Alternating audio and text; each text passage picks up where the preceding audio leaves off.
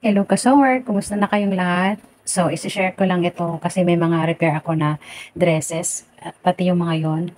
Lahat po yun ay dresses, puro repair, okay? So, kung makikita nyo ito, layered siya.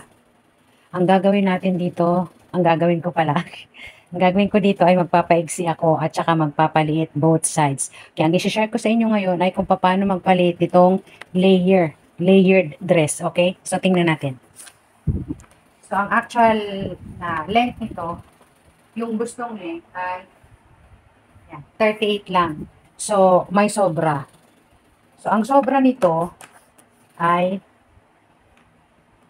5 inches ang magiging sobra.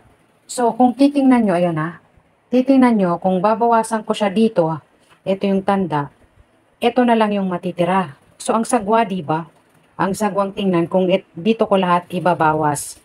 So, itong 5 inches na to, i-divide ko siya dito at saka dito. So, di baling ang mahaba ay itong panghuli. Okay lang yon. So, kung itong 5 inches, ibabawas ko dito sa dalawa, sa first and second layer.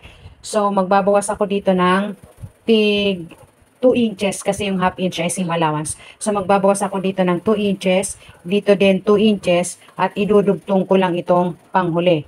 So, syempre, kailangan natin gupitin na lang ito. Gugupitin ko na lang ito, para maidugtong ko siya ng isa-isa.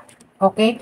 Okay, so kung makikita nyo, itong harapan ng layered dress ay merong botones. So, nabanggit ko kanina na magbabawas tayo dyan sa dito sa unang layer at sa second layer. Magbabawas tayo para umiksi, okay?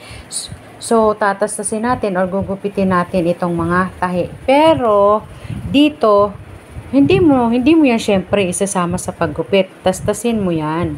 Tastasin mo yan dyan. Tastasin mo yung pagkakakabit nitong aplakit na ito para mabawasan mo itong layered.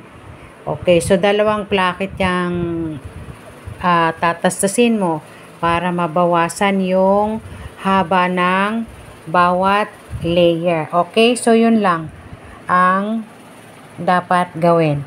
Okay, so hanggang dito na lang. Thank you for watching. Bye-bye.